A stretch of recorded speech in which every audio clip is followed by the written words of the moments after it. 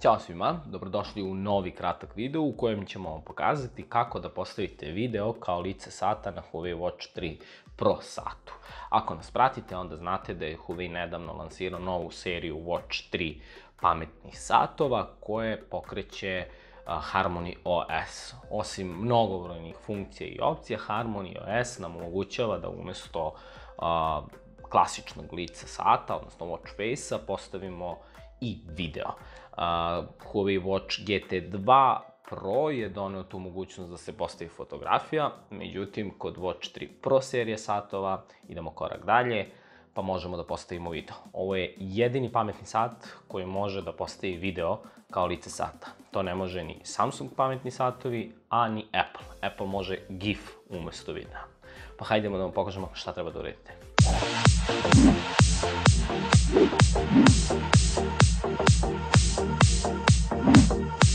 Ok, evo smo na telefonu, pretpostavljamo da već imate instaliranu Huawei Health aplikaciju, budući da koristite Huawei Watch 3 ili Watch 3 Pro pametni sat, pokrenite je. Zatim u donjem desnom uglu ekrana dodirnite na Devices opciju i u gornjem levom delu ekrana dodirnite na Watch Faces skraćenicu. Kada se učita preporučena stranica, vi se prebacite na stranicu moje i u donjem delu ekrana imate lica sata koja su već instalirana na memoriju vašeg Huawei Watch 3 Pro ili Watch 3 pametnog sata. Ono što nama treba je lice sata koje se naziva video, dodirnite na njega. I sada smo pristupili svim opcijama koje nam pomažu da podesimo video kao lice sata na Huawei Watch 3 Pro ili Watch 3 pametni sat. Sad, bitno je da znate da ovo lice sata dolazi sa nekim fabričkim videima, da tako kažemo, dakle predefinisanim videima koji uopšte nisu loši, zanimljivi su, međutim, ponosno želimo da vam saopštimo da smo u saradnji sa produkcijskom firmom Marian Art napravili preko 15 vrlo zanimljivih videa koje možete postaviti kao lice sata na Huawei Watch 3 ili Watch 3 Pro pametnom satu.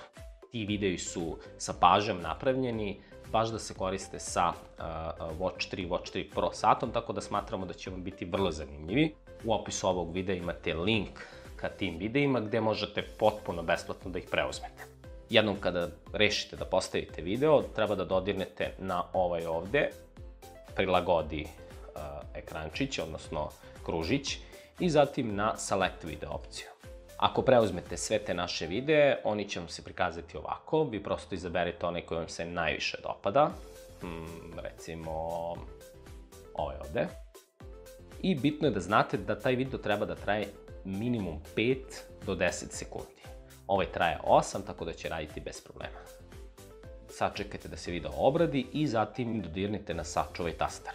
Potrebno je da sačekate da se taj video prebaci na memoriju Huawei Watch 3 ili Watch 3 Pro sata i to bi otprilike bilo to što se tiče videa.